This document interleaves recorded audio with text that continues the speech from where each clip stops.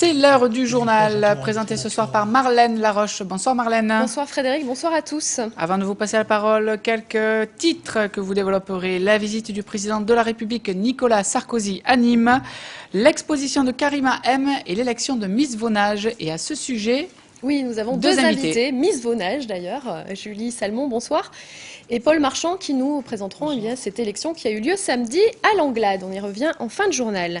Politique maintenant avec la visite de Nicolas Sarkozy à Nîmes ce mardi 5 mai. Le chef de l'État, après son discours pour la France en 2006 et ses vœux au monde culturel en janvier dernier, le président de la République revient à Nîmes pour lancer au Parnasse la campagne européenne pour les élections de juin prochain. Pierre-Paul Castelli a rencontré le sénateur du Gard et maire de Nîmes, Jean-Paul Fournier, pour avoir quelques explications. Alors Jean-Paul Fournier, vous avez encore une fois l'honneur, la chance d'avoir le président de la République dans vos murs ce soir. Qu'est-ce qu'il vient faire? Il vient parler de l'Europe, il vient parler d'économie, il vient parler de quoi? Écoutez, nous sommes à un mois d'un scrutin important qui sont les élections européennes. Il va lancer la campagne européenne puisqu'il vient spécialement à Nîmes pour parler de l'Europe. Donc je crois que c'est un événement important pour la France, c'est un événement important pour l'Europe, et puis c'est un événement important pour Nîmes, parce que recevoir le président de la République, c'est toujours quelque chose de fort, et c'est un honneur que d'avoir Nicolas Sarkozy au mois de janvier et au mois de mai. Alors la question qui vient immédiatement, mais il vient en tant que président de la République ou en tant que leader de son camp? Ah non, il vient en tant que président de la République, puisqu'il a invité des hommes et des femmes du milieu économique pour parler justement de sa vision de l'Europe. Il vient avec des ministres tels que M. Kouchner, M. Le Maire ou M. Barnier, qui sont directement intéressés par les élections européennes. Donc c'est une visite républicaine qu'il vient faire à Nîmes. Lors de sa dernière venue, les impressions avaient été assez mitigé. Les Nîmois étaient contents d'avoir le président de la République, mais surpris au moins par l'effet sur la ville. Est-ce que ce soir ce sera moins impactant? Alors ça va être moins impactant dans la mesure où ce n'est plus un centre-ville. Souvenez-vous, au mois de janvier, c'était au Carré d'Art, là c'est au Parnasse. Donc effectivement, il y a des mesures de sécurité qui seront également prises, mais ça sera bien moindre que ce qu'on a connu effectivement en début d'année où la ville avait été bouclée. Je dis franchement, ça avait été un petit peu abusif. Le blocage de la ville craint par les Nîmois a été évité. Quelques perturbations sont tout de même à prévoir. 3500 personnes sont attendues au Parnasse à 19h où le chef de l'État présente le projet européen pour la France. On voit donc les images tourner tout à l'heure. Au moment même où Nicolas Sarkozy s'exprimera, Clémentine Autain tiendra un meeting à la brasserie de la Grande Bourse. Apparentée PCF, elle avait fait partie des non-is lors du référendum sur le traité européen en 2005. Une rencontre qui se veut constructive et critique. Dans le même temps, un rassemblement anti-Sarkozy était prévu aux alentours de 18h devant le Carré d'Art. Un mouvement peu suivi à Nîmes ce soir, dû à l'annonce tardive de la visite du président de la République selon les manifestants. Raphaël Louis, Paul Moffen. Nicolas Sarkozy est libre de faire ce qu'il veut en tant que Nicolas Sarkozy, en tant que membre de l'UMP, mais lorsqu'il est président de la République, il ne peut pas utiliser les moyens de la République et prendre un prétexte fallacieux simplement pour organiser une réunion qui est une réunion partisane. La présidente de la République a invité des militants de l'UMP, a invité donc un parterre de chefs d'entreprise triés sur le volet et qui sont finalement pris en otage. Et donc il a également pris soin pour faire bonne mesure d'inviter des parlementaires et des élus socialistes qui ne se rendront pas à cette invitation parce qu'il ne s'agit pas là de parler des problèmes qui sont graves dans ce département, mais il s'agit simplement de faire passer pour Nicolas Sarkozy sa vision libérale de l'Europe que nous dénonçons et que nous combattons. Pourquoi ça rassemble aujourd'hui? Parce qu'on pense que c'est une véritable provocation que Sarkozy commence la campagne des Européennes à Nîmes, qui est une ville qui est sinistrée par le chômage, par la précarité. Et voilà, et qu'on a en plus le titre privilège d'avoir le CRA, le Centre de rétention administrative pour les immigrés. On pense que c'est une ville qui est vraiment sous contrôle de la droite depuis longtemps et qui souffre énormément de cette politique de la droite, tant au niveau national que municipal.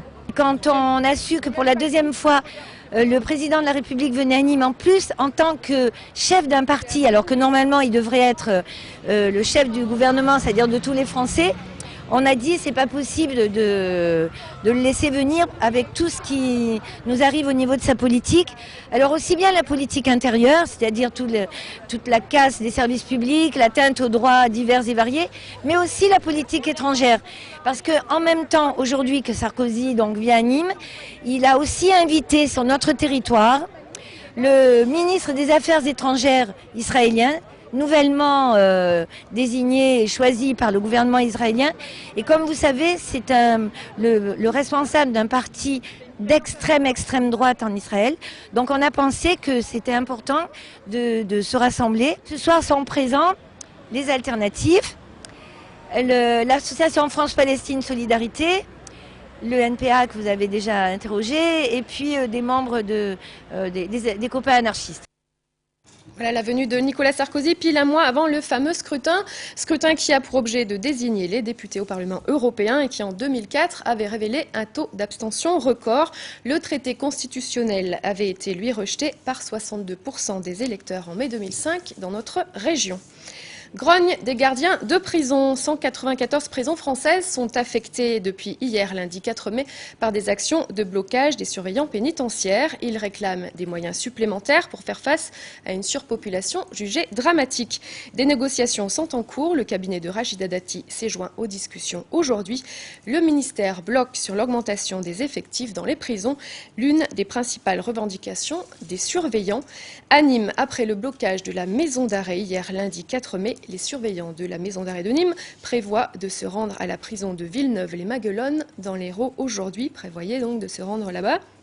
Les syndicats ont demandé par ailleurs à être reçus par Nicolas Sarkozy qui est à Nîmes ce soir. SOS Taudis, programme national pour lutter contre l'habitat indigne avec la Fondation Abbé Pierre. SOS Taudis, un dispositif d'alerte, d'intervention et d'interpellation des pouvoirs publics. Dans le Gard, ce programme est réalisé en collaboration avec le Pacte Héros. Olivier Michel. Lutter contre l'habitat indigne, tel est l'objectif de SOS Taudis. Expérimenté en région PACA, ce programme de la Fondation Abbé Pierre devient national.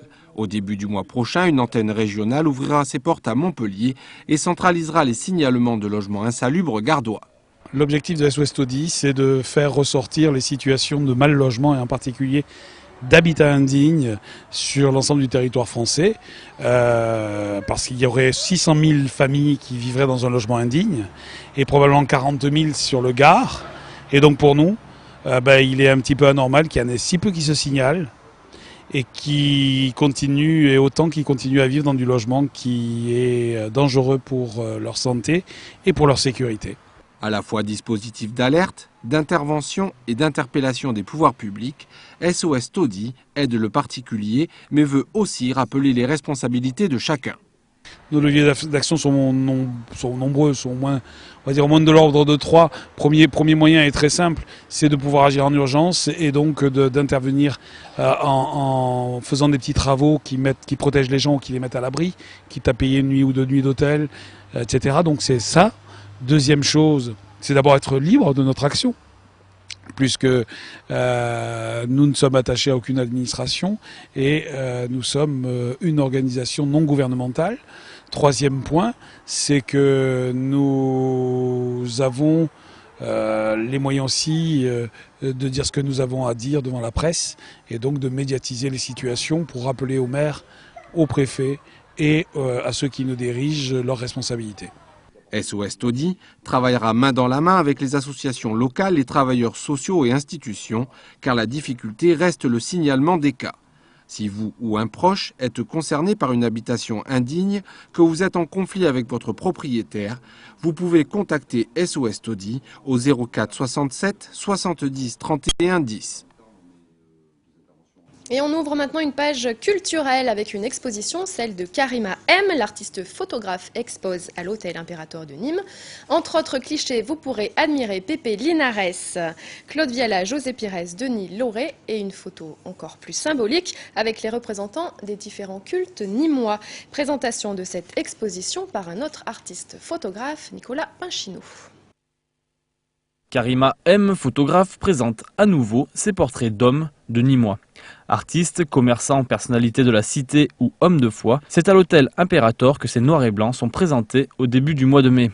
En fait, l'histoire s'est racontée au fur et à mesure, puisque à un moment donné, je me suis dit que ce serait quand même intéressant de pouvoir rendre hommage à l'ensemble de la ville, parce qu'avant tout, c'est un hommage à la ville de Nîmes, dont des commerçants, un torero comme Denis Lauré, Michel Hermé, voilà aussi une figure de Nîmes, José Pires, Claude Viala. Voilà, c'est des portraits, c'est des visages que tout le monde connaît. À l'occasion du vernissage, Karima faisait écho non sans émotion à certaines séances de shooting avec ces hommes de Nîmes. Notamment cette photo devant les arènes réunissant l'imam Benadou Abdelhem, le rabbin Viton Lévy et le père Frédéric Auriol. Il y a eu beaucoup d'échanges. C'est pour ça que j'appelle ça l'aventure humaine avant tout, parce que ce n'est pas que de la photo portrait. Il y a quelque chose qui est passé. La photographe nîmoise nourrit déjà un nouveau projet. Après les femmes de Nîmes en 2008, les hommes de Nîmes en 2009, elle pense proposer les couples de Nîmes pour l'an prochain. Parce qu'on a de très beaux couples dans cette ville et c'est voilà, aussi une manière de leur rendre hommage. Les hommes de la ville de Nîmes à voir à l'Imperator. Je ne sais pas si on sera dans les couples, nous, de la ville de Nîmes. Moi, je pense pas, non. Je suis toujours célibataire et là, je commence vraiment à déprimer. Hein. Tous les deux. Ah oui, bah alors pourquoi pas. Alors Karima, hein, si vous nous entendez. Voilà, appel à candidature. On reçoit maintenant nos invités, Miss Vonage, Julie Salmon et Paul Marchand. Bonsoir à tous les deux. Bonsoir. On va revivre avant ça l'élection de samedi dernier. C'était à l'Anglade. L'élection donc de Miss Vonage. C'est un reportage signé Sophie Albaric. Ce soir, Miss Vonage 2009, la candidate qui portait le numéro 1, Julie Salmon. Sous l'égide du comité Miss France Languedoc-Roussillon et en partenariat avec Nîmes Métropole, l'élection de Miss Vonage avait lieu samedi 2 mai. Julie Salmon, 20 ans, est enfin couronnée Miss, un rêve de petite fille et des ambitions. Déjà à la base, quand j'étais petite, je regardais beaucoup les élections de Miss France, tout ça, et c'est vrai que c'était un rêve. L'espoir de continuer plus haut et surtout d'accéder à la finale, à l'élection de Miss Languedoc-Roussillon, comme j'ai participé l'année dernière. Même si je n'ai pas été élue, j'étais vraiment très contente de participer. Durant la cérémonie, les 5 candidates se présentent tour à tour. Elles paradent en robe de soirée, puis l'on assiste, rituel oblige, au traditionnel défilé en maillot de bain, sous le regard critique du jury et des ex-miss qui connaissent le refrain, le tout agrémenté d'un ventriloque et d'une chanteuse.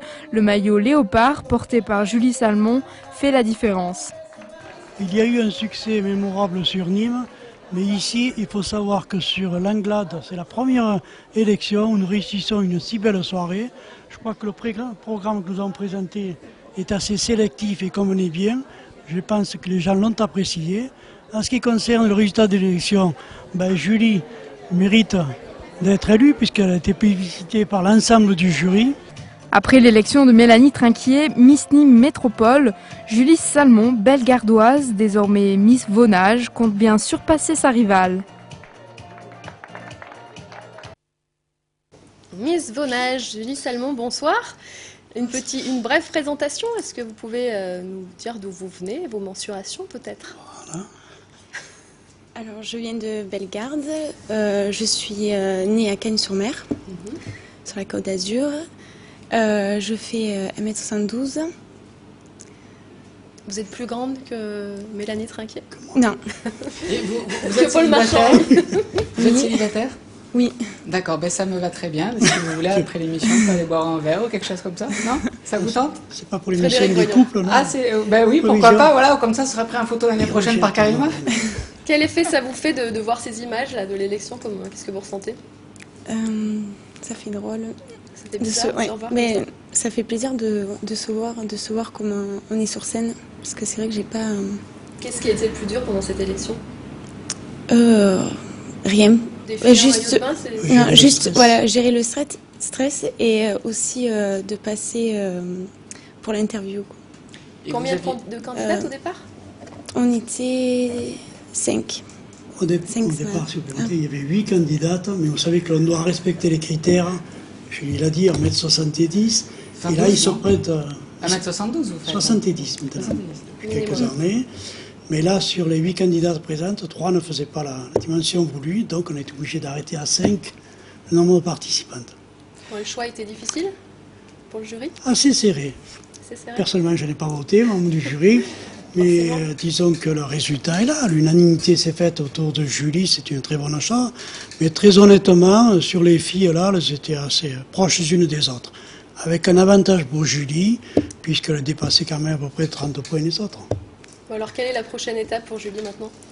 La demi-finale. Demi-finale. Pour participer à Miss Languedoc-Roussillon. Voilà. En fait, on peut ouvrir les parenthèses. Oui, je vous en prie. Il n'est pas certain qu'il y ait demi-finale. Ah. Je vous explique en 2 mots, il peut y avoir une Allez, nouveauté. c'est parti, dites-nous tout. Bon, je vais tout vous expliquer. Presque tout, mais très vite. Presque très vite, comme d'habitude. En ce sens, c'est que normalement cette année, il doit y avoir Miss Languedoc et Miss Roussillon, les 2 participants Miss France. Actuellement, vu certaines conjonctures et la difficulté sur les PO, il est possible que Roussillon ne se prenne pas. On sera fixé courant semaine prochaine. Dans ce cas précis, on supprimerait très certainement la demi-finale Languedoc et à la place à Saint-Gilles, j'organiserai avec plaisir l'élection de Miss Vonage qui serait qualificative directement pour Miss France. Ah d'accord, alors Et c'est dans le chapeau, courant semaine prochaine, on en saura davantage. Est-ce qu'elle va être quand même la rivale de Miss Nîmes Métropole? Je ne dirais pas des rivales, disons qu'elles sont toutes concurrentes. Il y a une très bonne ambiance entre elles, mais c'est vrai qu'une fois sur scène, à chacune de faire valoir ses atouts. Soit par la présentation, soit être pas très stressé, disons.